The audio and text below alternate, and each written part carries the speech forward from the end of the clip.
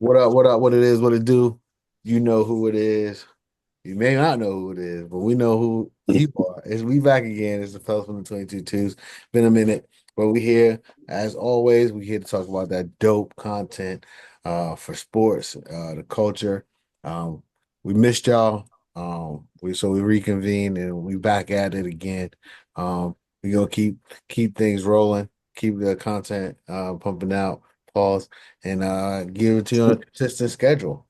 But with that, I'm not gonna waste too much time. I'm gonna turn it over to, as you may have forgotten, the moderator extraordinaire. So it's a too smooth too. Felix, take it Yes, away. sir. Go. Yo, back like we never left. You know what I don't even know if it's a YN thing, it's an everybody thing, but they say life be lifing.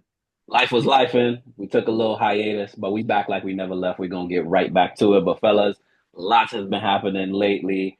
Cultural, entertainment, Super Bowl just passed, NBA All-Star weekend just passed. Everybody likes to say that's about the halfway point of the season, but it's like two-thirds through the season because every team got about 20, 25 games left.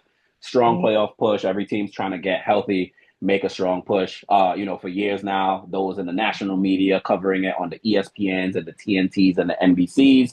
A lot of the regular season typically hasn't mattered a lot for a lot of players like a Donovan Mitchell because we've seen them be so great in the regular season. We want to see what the playoffs look like, especially with our Knicks. But I'm gonna come back to that. All-Star weekend just passed. There has been a lot of rhetoric online, every social channel, in the barbershop, in the hair salon, about what the NBA did right and what the NBA still needs to improve on to get that all-star feeling back.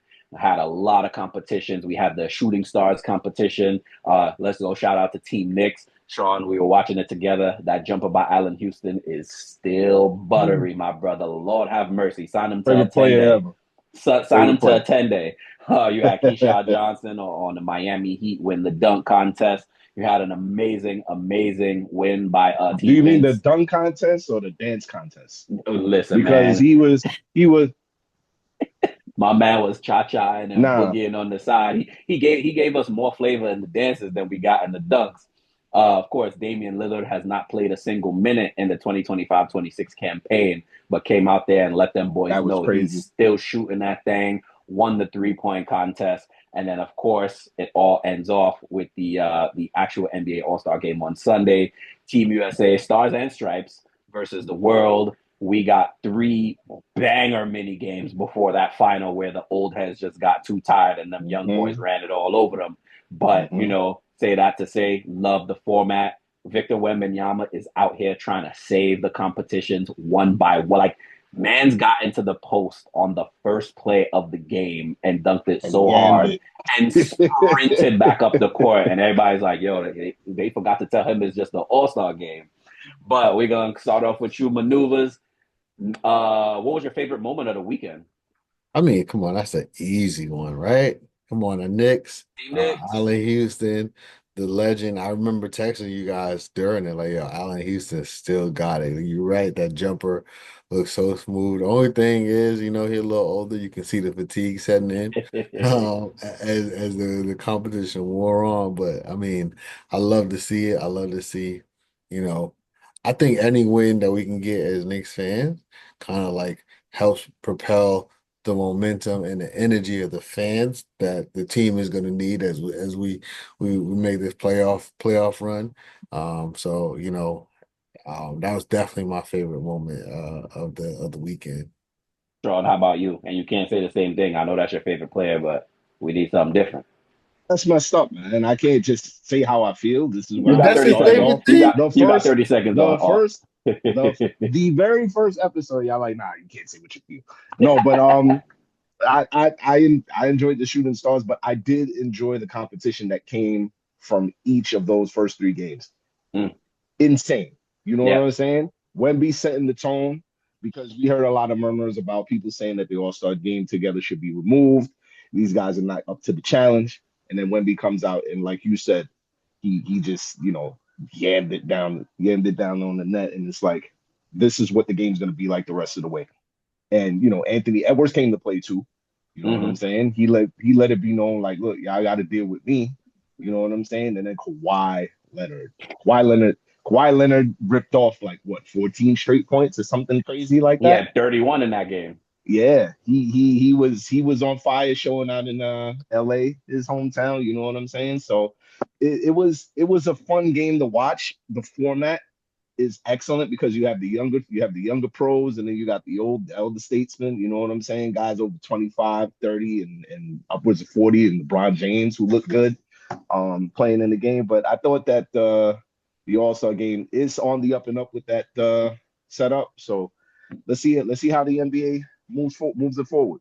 Listen, man, consensus seems to be that, those guys brought it and everyone just enjoyed the competitive spirit. No one saying go out there and play like it's the NBA finals, but there's runs at UCLA in the summertime that's more competitive than what we've been used to seeing for the past couple of years.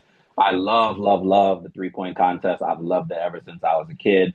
And to me, as long as you get the names in there, like that's just gonna bring eyes. Like they're out there shooting. It's not a dunk contest. You can't play lazy because you're just going to embarrass yourself. You're trying to get the highest score. And I feel like, Damian Lillard shared that DM thread with him and Steph for next year, talking about it's going to be them two. They're going to bring Book back, get Clay. So I think we're up. We might see something magical next year in a 3-point contest. But go ahead, John. Real quick, like the 3-point shoot, that 3-point shooting contest is crazy. And what I don't understand is why don't right-handed shooters grab the rack from the right-hand side instead of grabbing from the left and going off rhythm? We've seen a lot of guys get thrown off because of that. The only player that really went from right straight up was Dave Lillard. And needless to say, he won the competition. So the only thing I will say to that is I watched a YouTube video the next day of every single Steph Curry performance in the 3-point competition, and he went left to right every single time. And Yeah, I was like, that's really interesting. He's a weirdo, though. It's actually a more natural basketball motion. He can shoot from any pocket. I feel like it's a more natural basketball motion if as a right-hander. So I will. Right. It depends. I'm because if you think about it, right, without the rack, if you're holding your hands up in shooting position, do you prefer to catch a pass from your right and have to recenter to go up, or catch it from the left? I like it from the left because not like protecting the ball, everything. I'm catching it here, almost like a rip through, and then you go up. So it's just I feel like it's a more natural motion. Yeah, and I mean, I guess even with that, we've seen Devin Booker almost knock Damian Lillard off. Like he was so hot, I can't believe he missed the last three, especially his money ball rack. Any one of those would have taken the competition. But maneuvers, I did want to ask you because there's been a lot of talk, especially recently, with the ladies branching off from the WNBA and doing their own unrivaled thing. They added a 1v1 competition to that league, and it's being consumed up by the masses. It is incredible. We're seeing some outstanding performances there, and a lot of folks for years have been clamoring for something like a 1v1 tournament to be part of All-Star Weekend.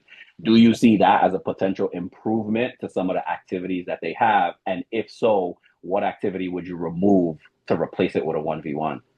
I'm gonna answer your question with a question. Did you see the interview last night with Shaq and Karl Anthony Towns? Sure did. Okay. Now, I don't think a 1v1 is ever gonna happen. It would. I think guys bunch would of get. prima I think guys would donnas. get No one, exposed, no one, and they don't want no that. one's ego can handle it. You ain't got enough dogs out there. You know what I'm saying? Like, I don't see it. That's what's puzzling to me too, because the way Unrivaled has it set up, like you're seeing guards having to play against forwards and vice versa, right? You're seeing That's guards basketball. of course. Yeah, that's what I'm saying. You're seeing guards go up against guards, but like they are bringing it, and I feel like we've seen the video circulate in Team USA practices, summer practices where they are playing 1v1. It's just not nationally televised. Here's where I think the big difference is one in the men that play today and the women that play today, and just the previous eras in general. Like the women that play today, while there isn't a bigger investment that you see in women's sports recently and young girl sports, like they don't. They just go run. They don't have trainers, and there's AAUs and stuff like that. But there's not as much financial impact for the women Mm. now. So they just girls They're who hooping. They they're hooping. just hooping, and the guys ain't like that's how we can ball. Like you You don't. see, so you're saying Ant will beat Kyrie in a 1-on-1, and now Adidas is throwing shots to Nike on or to Anta on Twitter or X. The That's live. controversy, the controversy is good all around. For me, the problem is who's dog enough to be able to step into the ring. You know Yeah, what I'm saying? Nobody. A lot of guys are going to be very protective of their ego and their brand. They do not want to be embarrassed on a big Nobody. stage like that. Because Ant can do all those commercials and all that, whatever. Do He'll you be in it. think, do you He'll be really in it. think do you really think he want to play Kyrie 1-on-1? Yeah, I don't yeah, think. he does. yeah. I think he does.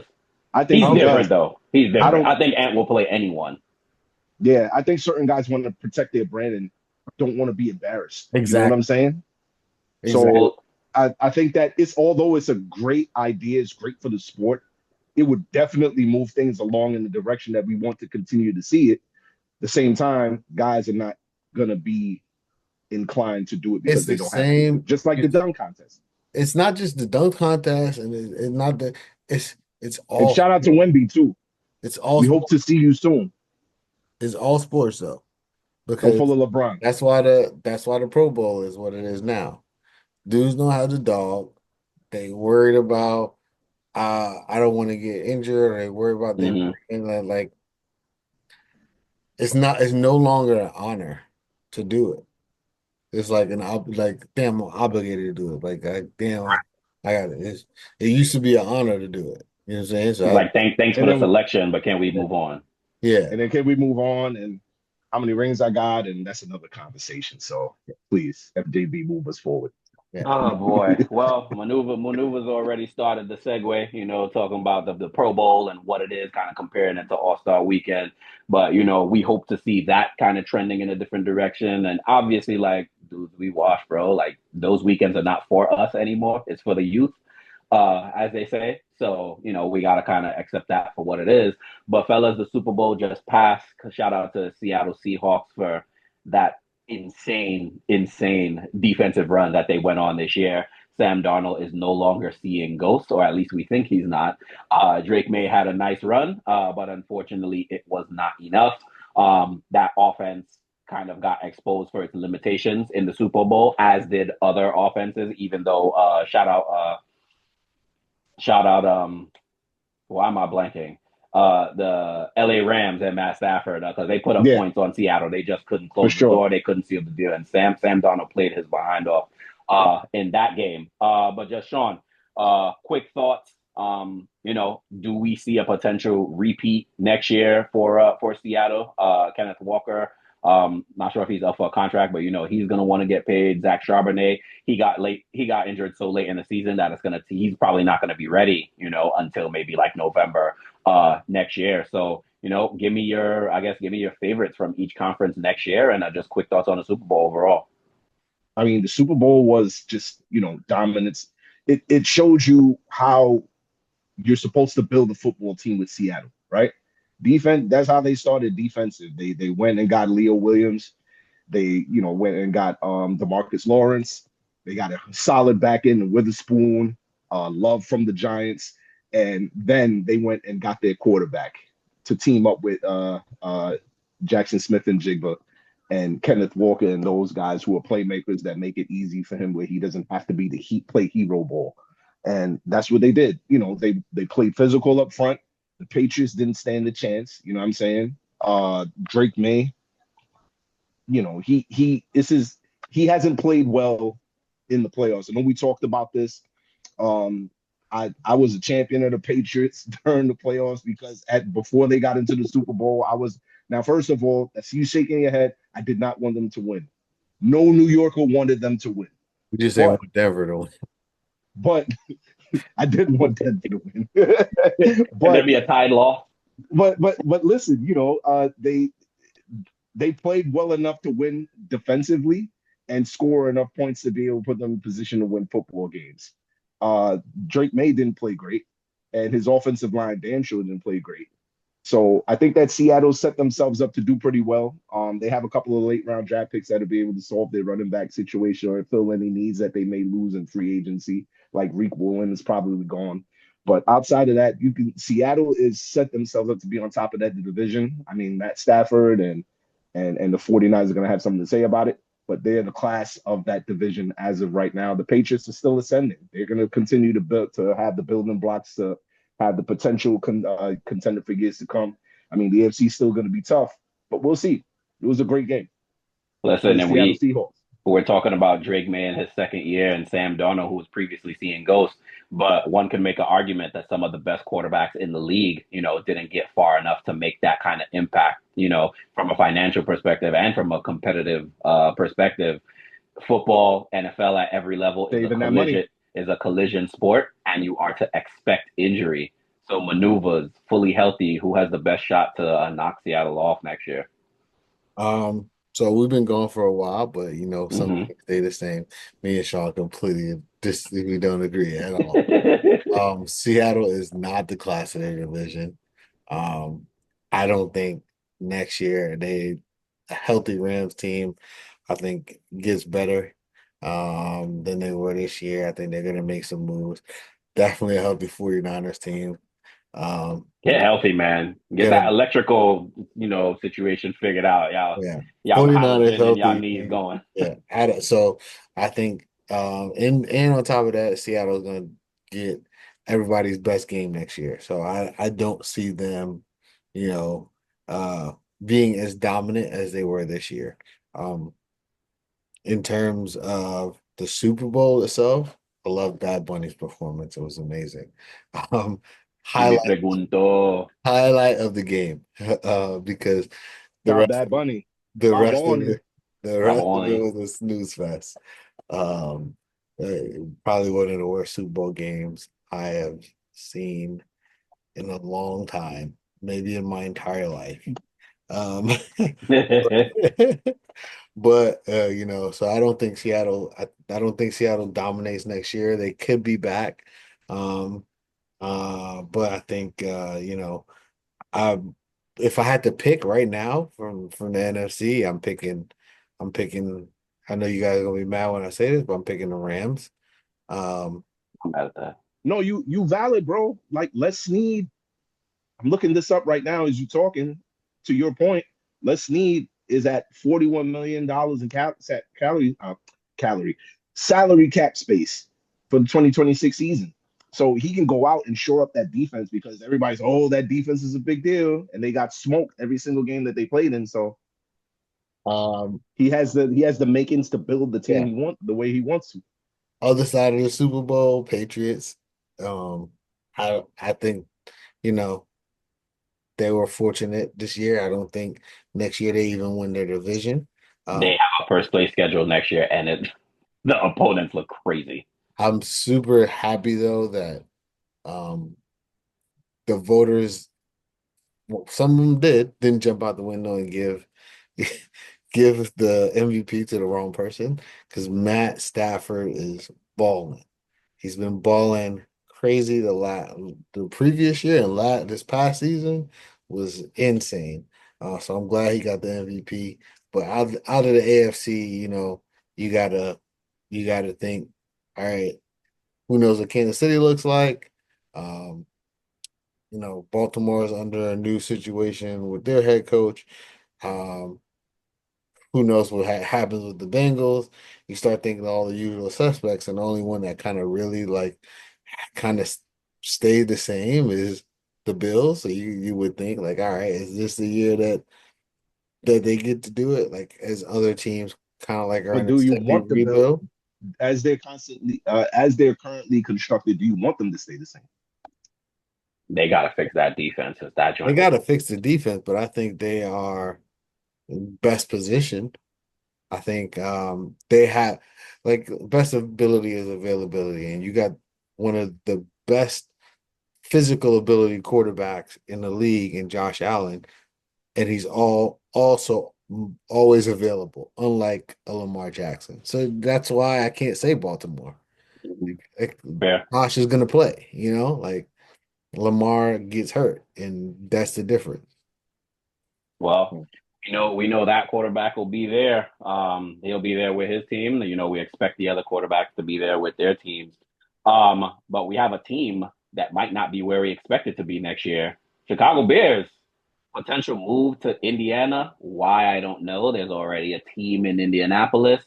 Sean, whenever things like this start happening, rumors start flying, I think the fan is the most screwed individual because they have no control over it. Just quick thoughts on the Bears and this potential weird move. Bear hurtfulness, bro. Like it doesn't make any fucking sense. Like why is original NFL franchise walking out the door? You know what I'm saying? You just got a Like franchise it doesn't QB. it doesn't make any sense. Build the stadium that they want and do what's right by the fans. Not only do what's right by the fans, but do what's right by the legacy of that franchise, the players. That's like the New York Giants leaving New York and becoming the New Jersey Giants. Do Oh, anyone of y'all see that coming? no. Wait, sir. I think you have it confused. They're just building a stadium in Indiana. They're not changed. They're still going to be the Chicago Bears. Like you saying it doesn't make sense is mind blowing because guess what? We got to drive to New Jersey and pay a lot of tolls and a lot of parking Just to see the to go see Giants. the Giants. Oh, And it's the New York Giants. Like Chicago Bears will be the Chicago Bears, and they're but actually they're going to moving be to another. Drive. But they're moving to another. the Giants Moving are to in New another. Jersey. The Jets It's are in New right over Jersey. the Hudson, dude. It's It's not a drive. they're it's It's that's they're light moving, work for us. We're New Yorkers. We used to commuting. yeah, but they're only moving 20 minutes to it's only 20 minutes They're to crossing Soldier state Field. lines. Yeah, we cross state lines all the time to go see the Giants. I I don't guess not. understand. I don't understand the uproar. I don't understand what the issue is. They're still going to be the Chicago Bears, much like it's still the New York Giants. It's weird. And It's they're weird. yo, It's weird. how is it weird? Because it's happening in your time? Like the Giants, is it I'm weird? sure there was an uproar for them too. Is it weird that the Giants play in New Jersey? Yes, it is. I've been said that. All right, well, listen, guess what? Where are they gonna build the stadium in New York? Fuck Find that it west side. because Fuck the west side. they put in affordable housing everywhere. They could find somewhere. Listen. Fuck the Let me west tell you, side highway. Fuck the traffic. Rip that listen, bitch up and put the stadium right on the water, son. Just right there. Bam. listen. And I put don't us think in it's a New big York issue. again. I don't think Okay. it's a big issue. I don't think it's a big issue at all. I think it's more political than anything. I think if the politicians wanted to make it happen, they can make it happen in It's the Chicago. They shmoney, my don't. G. It's If the they don't, you shmoney. know what I'm saying? Yo, It's Well, the there's shmoney. also, coming from some knowledge of how these things play out, like it's probably better that they build a stadium in Indiana anyway because they'll have more room. They can build a bigger stadium. They can do more things around the stadium. They can make it, kind of like a destination, as opposed to what we got in the Meadowlands, which is nothing. It's next to a Meadowlands, mall that MetLife. nobody goes to. Well, it's not an improvement, but fortunately the Giants improved. We got it. We who we got? Who we got? Who's got it? John Got it better than Harbaugh. Nobody. there you We back, baby. go. We back, baby. Let Yes, me get some.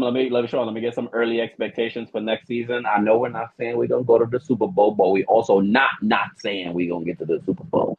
So early expectations. We're all hyped. We're excited. Malik Neighbors should be back. Scat should be back.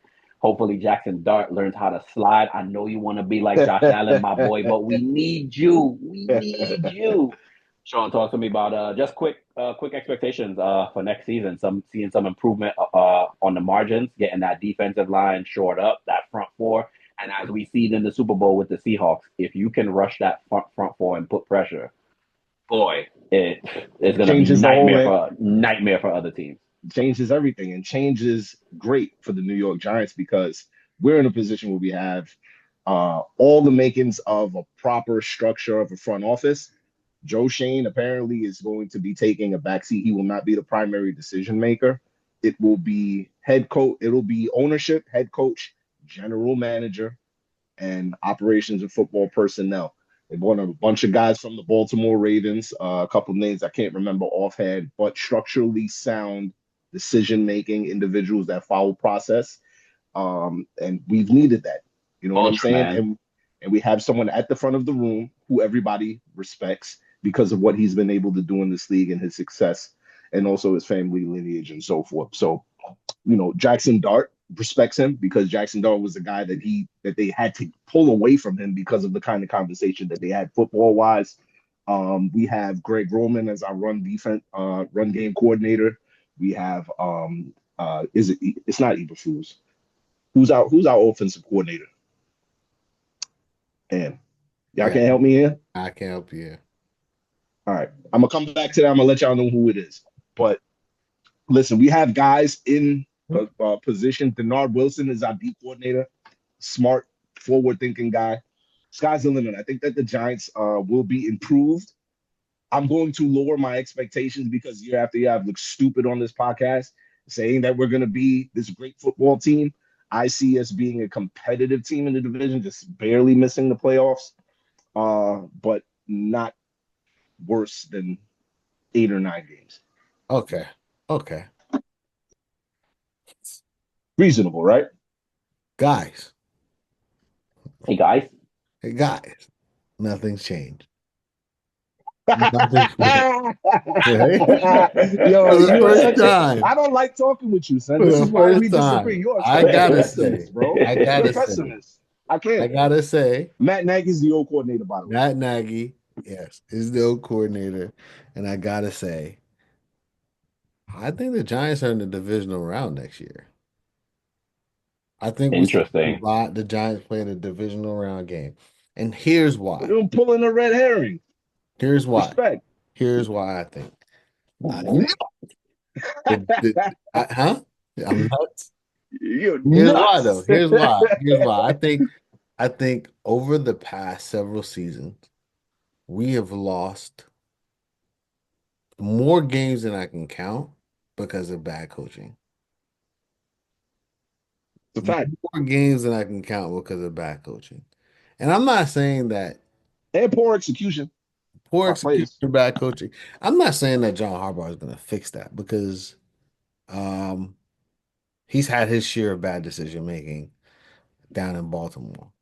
But I think his influence on the game and the game plan was going to put us in better positions where we won't blow, Yeah. leads in the fourth quarter. Or if one mistake won't hurt us too much, we'll be able to absorb those and kind of have Exactly. more of a Paradigm. cushion. Yeah. Yeah. Paradigm shift.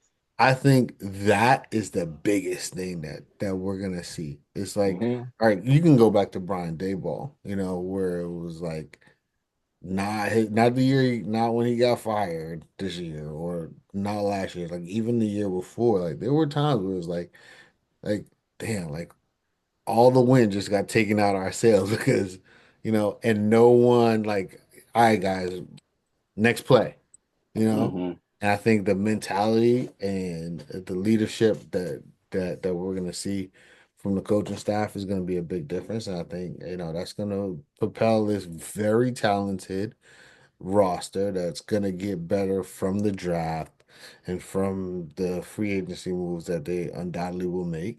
I think it'll propel them to the divisional round. I'm not saying they're gonna win the divisional round game, but I think they'll be in the divisional round game. I got a couple quick questions Hmm. before we move on. What do you do with Kayvon Thibodeau, who's Extension. up for extension? And what do you do with Wandale Robinson and the wide receiver 2 position? So, And lastly, do you go and get Caleb Downs in the draft if you have an opportunity? so Just like how you got that situation in Baltimore with Kyle, that safety, okay, all pro safety yeah. So that listen. changed that whole Baltimore Ravens defense. So here's what I think. I think You move off from Kyle Kayvon. Hamilton. You move on from Kayvon Thibodeau at the draft. I think you get some value back for him in a deal that you make at the draft. I think towards the end of the season, we saw enough from Abdul Carter. We've got the dog in Brian Burns.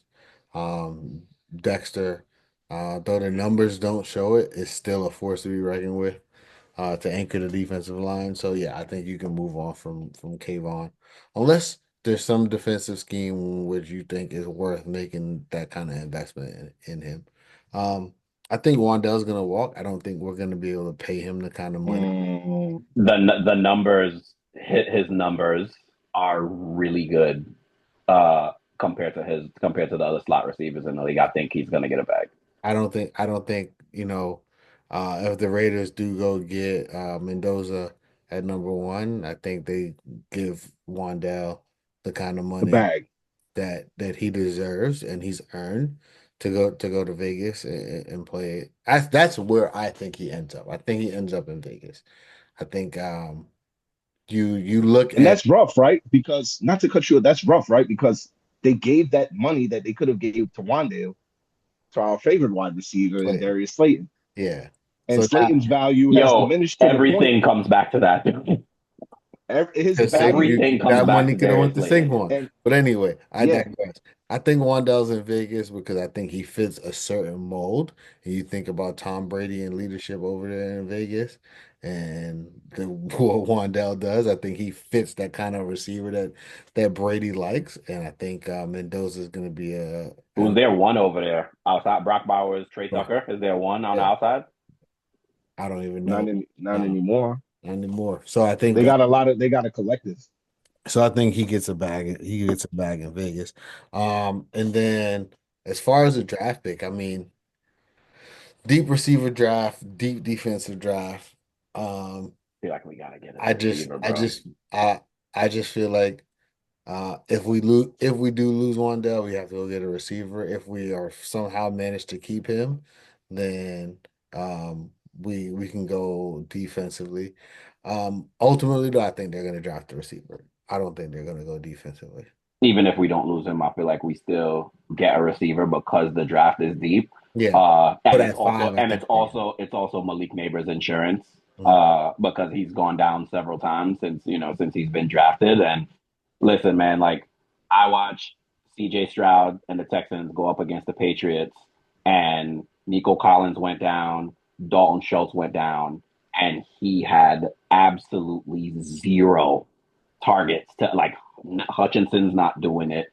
Higgins is not doing it. And I'm just like, yo, like at some point, defense and run game, of course, and the Texas defense was stout this year, but you gotta have people to throw the ball to, man. Like They said this. They did this. you Go. you gotta have people to throw the ball to.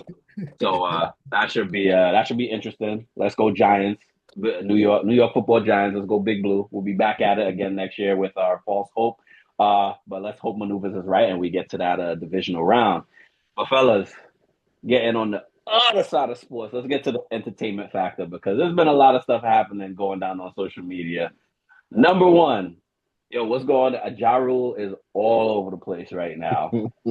Gets on the plane, he's getting into it with Tony Ayo and Uncle Murder. Everybody got a different story. Ja Rule talking about let's shake. Like all these dudes is capping because they know it's a felony to fight on the plane. None of them is getting a shaking on the plane. Thank None you. of them. I don't care. I Thank don't you. care who said what.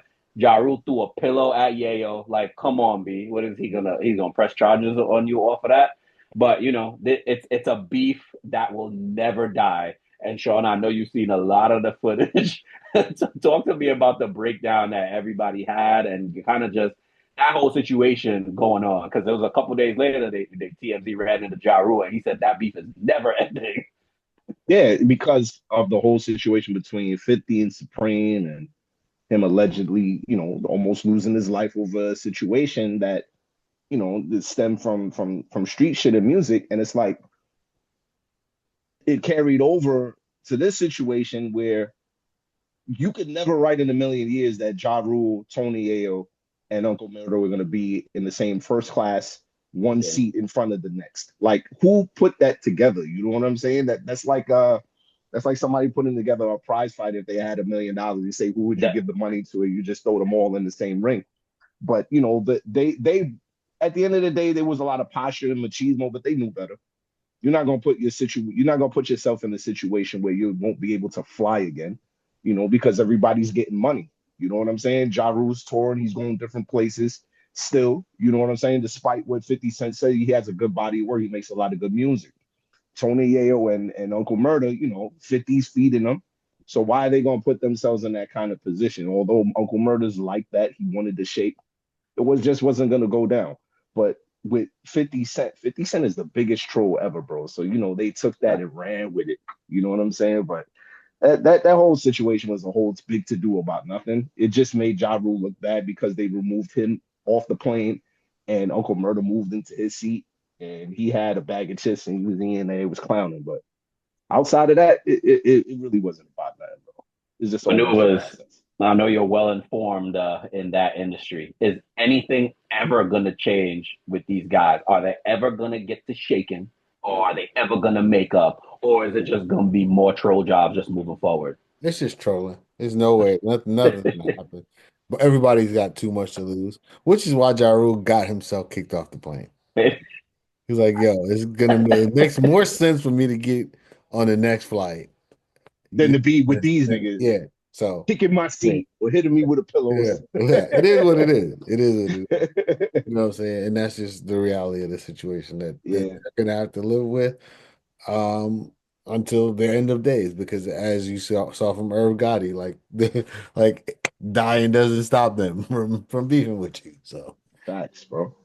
Oh Facts. man, of course, God rest his soul. we're gonna stay in the music industry, but we're gonna flip it. We're gonna flip it from the American side to the Caribbean side. You know, fellas, you know, we are all of West Indian descent, and we have been paying attention to the happenings as of recent. You know, same time as All Star Weekend, there was also Brazil Carnival, there was also New Orleans Mardi Gras. But the number one thing, you know, we were all paying attention to was Trinidad and Tobago Carnival. And of course, history was made this year with soca artiste Marshall Montano winning his 12th all time leading road march with his biggest song for the season, Encore. He has passed Lord Kitchener, who previously had 11, and it took 50 years to break that record. Lord Kitchener has held that record since 1976. Now, Mm. of course, whenever history or a record is being broken, whether it's in Caribbean culture or American culture, there is always some controversy that comes along. You know, guys, we like rooting for underdogs. We like going the opposite of greatness. When Jordan was on his run, of course, we're Knicks fans. We wanted to see them take him down. We wanted to see other teams kind of get a shot to take him down while he was at his prime. And kind of the same thing happening with Marshall Montana over there in Trinidad. There were other songs that were, you know, bigger than his song for the season. They got more streams. They were played more on the road. Sean, give me your thoughts about all of them and Trinidad Killer talking about Soca Mafia and Marshall pay the judge and Marshall have all the DJs in the pocket. So when they get to the stage, the DJ is gonna play his tracks. There's been so much talk about what Marshall has done, right? And people talking about the system when they haven't complained about the system all the years Marshall lost. So, quick thoughts. Layered. He's a legend, right?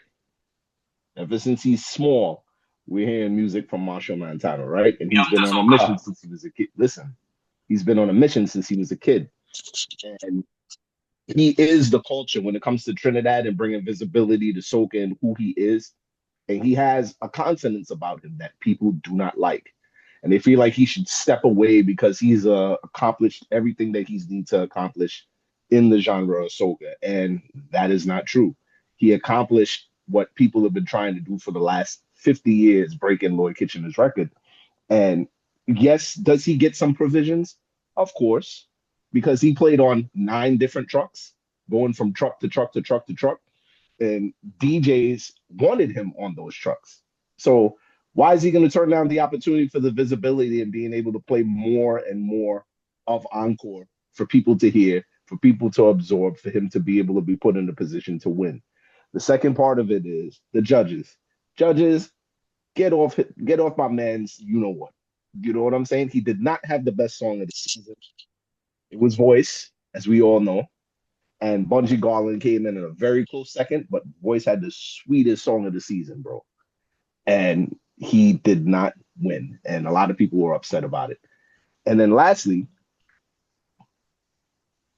you can't fault you can't fault someone. And I hear, like you said, the Trinidad Killer had his argument and his disagreement, but you know, Marshall Montano's been doing it for so long. He's a legend in the game. You can't take away the aura that comes with a legend that influences the way people think. It just is what it is. Tanty, who's a judge who may be 54 years old, grew up on his music, and she's going to make a decision based on her fandom, based on how long she's been with him and his music, regardless of who has a better song. So as far as I feel, and lastly, as far as I feel about it, Boy should have won, but I'm not mad that Marshall won. By the rules of Road March, the song that plays when the band is crossing the stage gets marked down for each time. That is Road March. You gotta play by the rules. The rules gonna let you win or not win.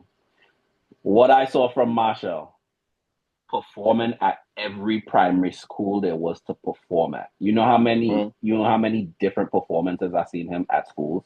Yeah. I've seen him perform at Flavor Flav.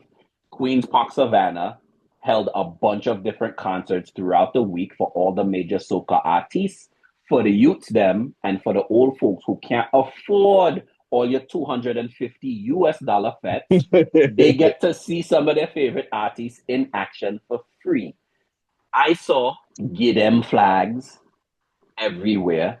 I see Marshall go on Corey Shepard podcast talking about he wants to win Road March. I saw Marshall everywhere for the season marketing himself. I think Marshall won the Road March before the actual Carnival. Maneuvers, your thoughts? Only thing I gotta add is, right?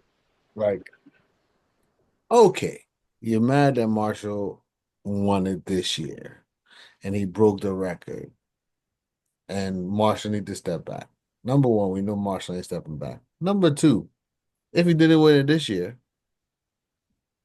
gonna win it next year. Or the year after that. Or the record was gonna break regardless. It's inevitable. So why are we playing? Just get it over with. Again, he knew the significance, and this is why he lobbied so hard to get it, because he knew the significance of, like, let's not delay it a year. Let me do it now, So like, I don't get the uproar. It shouldn't be an uproar. Hats off to Marshall.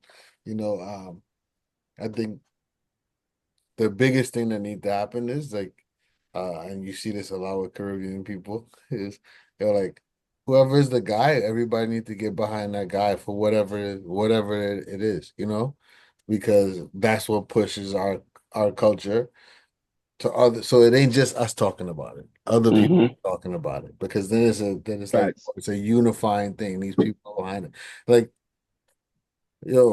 I hate to make the comparison, but like Bad Bunny and Bunny. We just saw Bad Bunny perform at the halftime of the Super Bowl in an entirely different language. You got Afrobeat making its world rounds. Exactly. You got reggaeton making its world rounds. And all of it is influenced by soca in some way or another. So it's like, we gotta get behind whoever got the juice. You gotta give it to him, So listen, man. Marshall's been the head of the snake. He's been pushing the music. He's been switching the tune of the music. You can hear a lot of different influence in it. He went back to school to learn about the history of the music. And listen, we want to push soca to the world. We have to push a legend to the world. We can't push an up and coming artist. We gotta say, hey, world, this is our guy. This is what he has done for us. Let us share this with you. And on that note, I'm going to take it out of here. You know the vibes already. Maneuvers, Sean, you know me, too smooth. Appreciate y'all. Hit the like button, hit the share button. Don't forget to subscribe. Hit us up on TikTok, on X, on Instagram. We gonna holla at y'all. You know what Maneuver say? Our research is better than yours. Peace. Peace.